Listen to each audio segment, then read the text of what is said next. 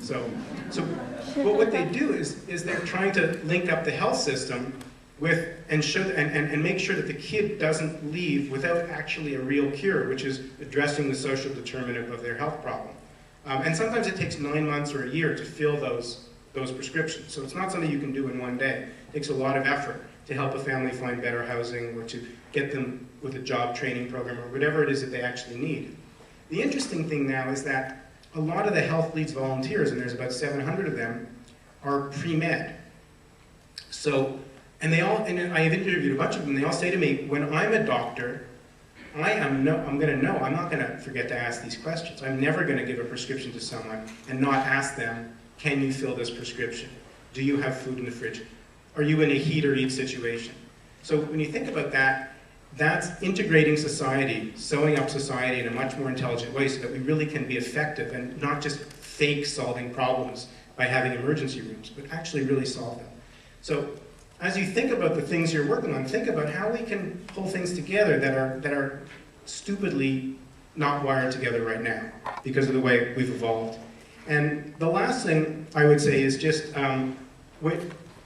when you're thinking about your sort of career going forward, think of it as a kind of like an apprenticeship. You know, that old notion of the apprentice, the journeyman, and the master.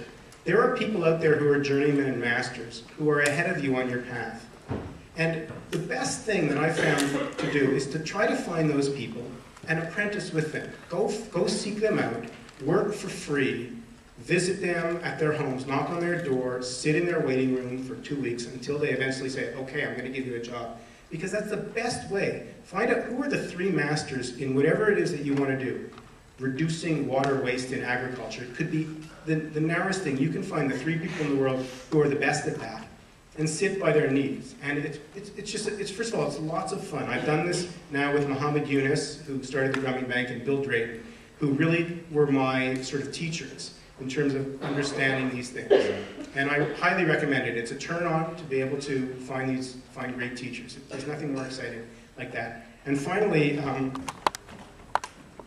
the last thing, and then we'll take questions, is essentially a career in social change is about reconfiguring the idea of risk. That's what it really is about.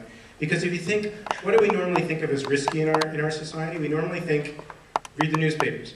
Losing your retirement saving, that's a big one, right? Getting cancer, getting a health problem, that's another big one. And of course, being blown up in a terrorist bomb. So that's the risk that's thrown in our face all the time. Something really bad is going to happen to you. In real life, the real risk that most people face is doing something that doesn't turn them on for like 40 years. That's existential risk. That's the risk that you'll gut your soul, you know? And in fact, you can actually really minimize that risk. You don't have to actually, and you find that those other risks are not that big. And what I found that was very helpful to me when I started on this pathway away from wanting to be rich to actually wanting to work on things I liked was constantly asking myself, what am I willing to do without? You know, am I willing to do without a home, like an actual house? If I live in an apartment for the rest of my life, would that kill me instead of owning my own home? What if I never owned a new car? I always bought used cars or something like that. What if my kid will, my kid will go to a community college instead of, an elite university? What are the things that I would be willing to do without to enable me to do the things that I'm not willing to do without? Which is to work in a way that really turns me on and makes me feel like I'm making a contribution that really matters. So that thinking that way has been very helpful to me. I've come back to it a lot of times because I've seen a lot of my friends do a lot better than I have, and they have bigger apartments and they have country houses and fun things, Wii's and things like that.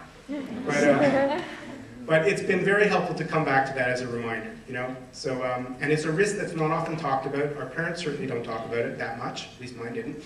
So it's something that we have to kind of talk about for ourselves. And finally, just to end with a quote, there's a quote from Antoine de Saint-Exupéry that I love, which is that a single event can awaken within us a stranger totally unknown to us.